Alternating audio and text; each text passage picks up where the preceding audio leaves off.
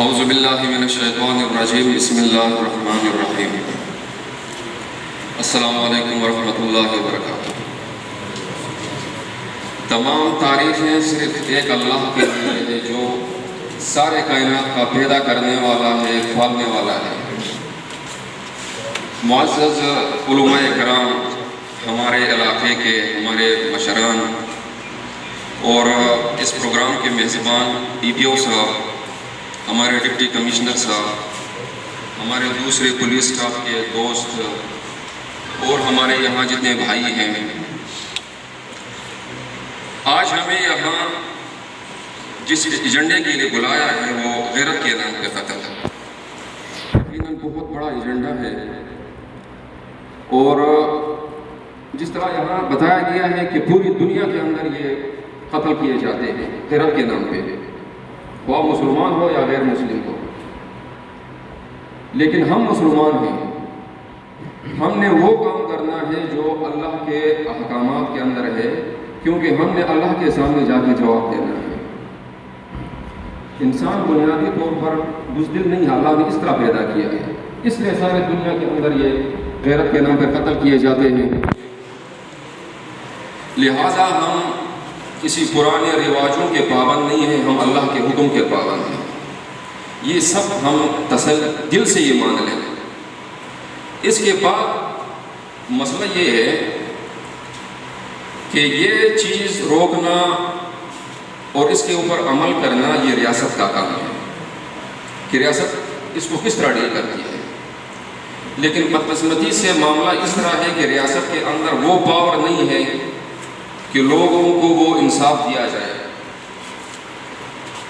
اس کے برعکس ریاست میڈیا کے اوپر، ٹی وی کے اوپر وہ چیز دکھاتے ہیں کہ جو ہمارے نوجوان، ہمارا معاشرہ اسی کے اندر پڑ جائے۔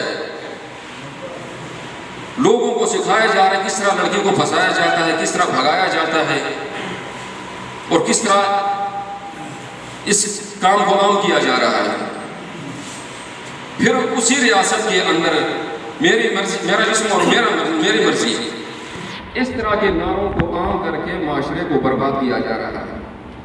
یہ ریاست کا کام ہے نا، یہ میرا اور اس طرح لوگوں کا بیٹھے اور لوگوں کا کام تو نہیں ہے نا کہ اس کو روک سکے گا۔ اگر کوئی روکے گا تو دہشت گرد بنے گا۔ لیکن بحیثیت مسلمان آپ لوگوں نے ہمیں یہاں بلایا ہے، علاقے کے لوگوں کے طور پر ہمیں بلایا گیا ہے۔ ہم اس بات کو 100% مانتے ہیں کہ اس طرح کے کام اور اس طرح کے کاموں کی حوصلہ افزائی کرنا کسی مسلمان کے نہ شان میں ہے، نہ ہمارے معاشرے کے اندر یہ بات اس کے اوپر یہ کی جاتی ہے کہ شک کے بنیاد کے اوپر لوگوں کو مار دینا، اپنی بیٹی بہنوں کو مار دینا، یہ تو بہت غلیظ کام ہے۔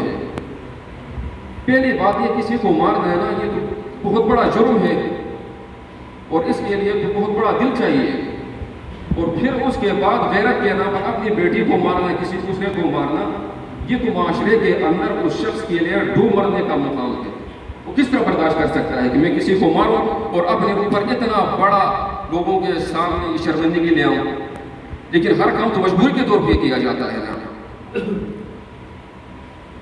اب اس مجبوری کو لوگوں کی کس طرح ختم کیا جائے، یہ معاشرے کا کام ہے۔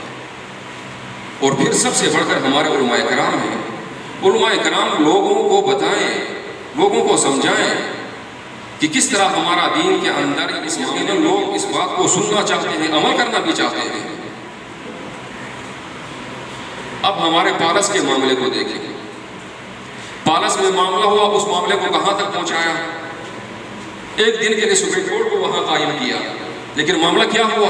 اسی طرح رہ گیا۔ 14-15 بندے مر گئے، جو اصل بندہ تھا، جو لوگ ملوث تھے، وہ ابھی تک ہے، اس کا فیصلہ ابھی تک نہیں ہو سکتا جب تک ان کو مار نہیں دیا جاتا ہے۔ تو پھر قانون کہاں ہے اور اس کے اوپر عمل کون کرے گا؟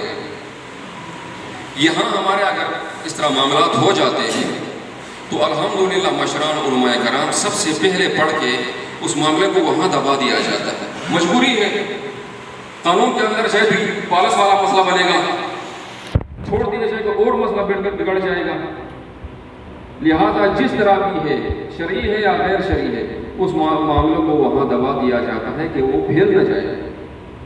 اتنا ہمارا رول ہے علاقے کے اندر، مشران کا بھی اور علماء کرام چلو غیر شرعی کام کے اندر نہیں پڑھتے ہیں، لیکن اس کے اوپر خاموشی اختیار کر لیتے ہیں، کیونکہ کوئی حل اور حل نہیں ہے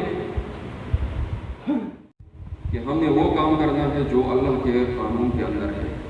سب سے پہلی بات یہ ہے۔ اس کے بعد یہ ہے کہ ریاست اپنا کام پورا کرے۔ اس تقریر کے وسالت سے میں کہوں گا کہ اس ملک کے اندر جو ملک جس نظریے کے لیے بنا تھا، بدقسمتی سے اس نظریے کو چھوڑ دیا، کیونکہ یہ معاملات بن گئے۔ اگر وہ نظریہ ہوتا تو پھر اس طرح کے کانفرنس کرنے کی کیا ضرورت تھی؟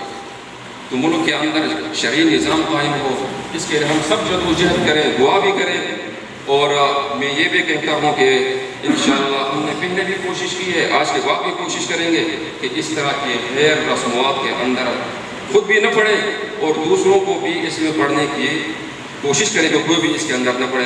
سب سے پہلے کردار علماء کا ہے، پھر مشران کا ہے، کیونکہ کسی معاشرے کے اندر یہ دو جو لوگ ہیں، علماء کرام ہو، مشران ہو، اگر یہ ٹھیک سمت پہ چل گئے سارے قوم ٹھیک پہ چلے گی، لیکن اگر یہ آگے پیچھے ہو گئے تو پھر پوری قوم میں بگاڑ پیدا ہو جاتا ہے۔